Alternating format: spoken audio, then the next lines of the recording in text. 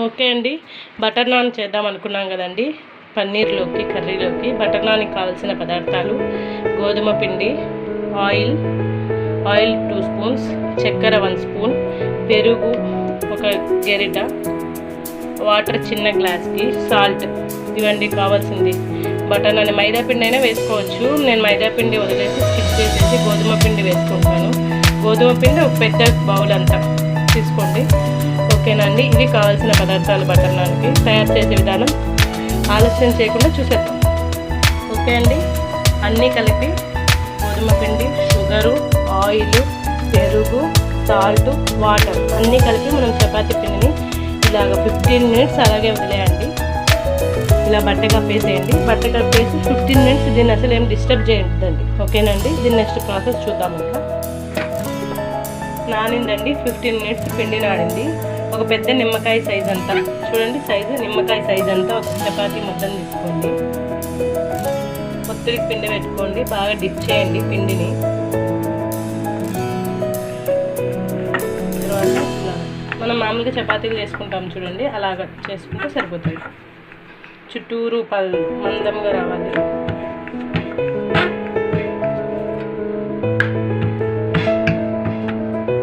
ఇప్పుడు దీన్ని తీసుకొని ఒక ప్లేట్లోకి తీసుకోవాలండి. తీసుకొని ఇక్కడ వాటర్ ఉంది కదండి, ఈ వాటర్ని మొత్తం అప్లై చేయాలి.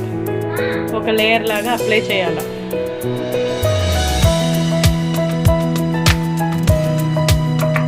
బాండ్లీ హైలో పెట్టాలండి, బాగా కాగాలి బాండ్లీ. ఇందాక మనం చపాతీకి వాటర్ అప్లై చేస్తాం కదా, ఆ చపాతీ వాటర్ ఉండేది అవతల బాండ్లీ అవతలకి పడేటట్టుగా పెట్టుకోవాలి. ఇటు సైడ్ ఏం లేదు, ఇటు సైడ్ పొడిగా వాటర్ అప్లై చేస్తుంది, బాండ్లీకి తగ్గాలి చపాతీ. ఇదే అండి. తర్వాత మనము దీన్ని ఇలాగా పొంగుతుంది చూడండి, మనం స్టవ్ హైలో పెట్టుకొని ఇలాగ టోటల్గా చపాతీ మొత్తం కాలేటట్టుగా పెట్టుకోవాలి. ఇలా ఎంత బాగా పొంగుతుంది కదా, నేను ఇది చూడడం ఇలా ట్రై చేస్తున్నాను. చూడ కనిపిస్తుందండి. ఎప్పుడు చపాతీలు ఇట్లా రొట్టెలు దానికంటే ఇలాగ బాగుంది. వావ్, అండి కాలిని చూడండి. దీన్ని అలాగే కొంచెంసేపు అలాగే వదిలేయాలండి. వదిలేసి ఇంకా మనం ఇప్పుడు తిప్పుకున్నాము చూడండి. ఎంత బాగా ఆయిల్ ఏది కానీ అప్లై చేయలేదు, ఓన్లీ వాటర్ ఒక్కటే.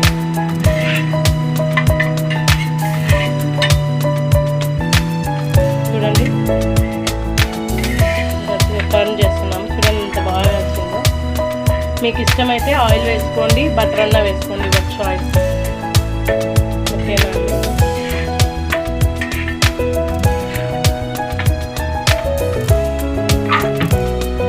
ఓకే ఫ్రెండ్స్, ఒక చిన్న టిప్ మీతో షేర్ చేద్దాం అనుకున్నాను. మనం ఇందాక షుగర్ వేసినాం కదా బటర్ నాన్స్లో, ఆ పిండిలో షుగర్ వేయడం ఎందుకంటే ఆ బాండ్లీకి మనం వేసిన చపాతీ పిండి అతుక్కోవడానికి.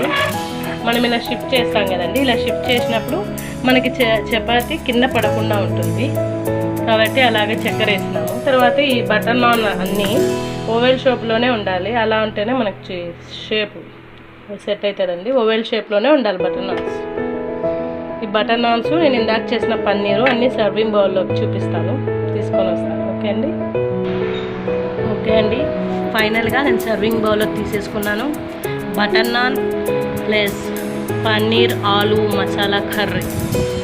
చూసారా, చాలా బాగుంది కదా. ఓకే అండి, మీకు కనుక నచ్చితే ట్రై చేయండి. నా ఛానల్ ఎప్పుడు చూస్తూ ఉండండి. నా ఛానల్లో మీరు నెక్స్ట్ రెసిపీస్ చూడాలంటే తప్పకుండా నా ఛానల్ సబ్స్క్రైబ్ చేయాల్సిందే. లైక్ చేయండి, షేర్ చేయండి. Okay friends, bye.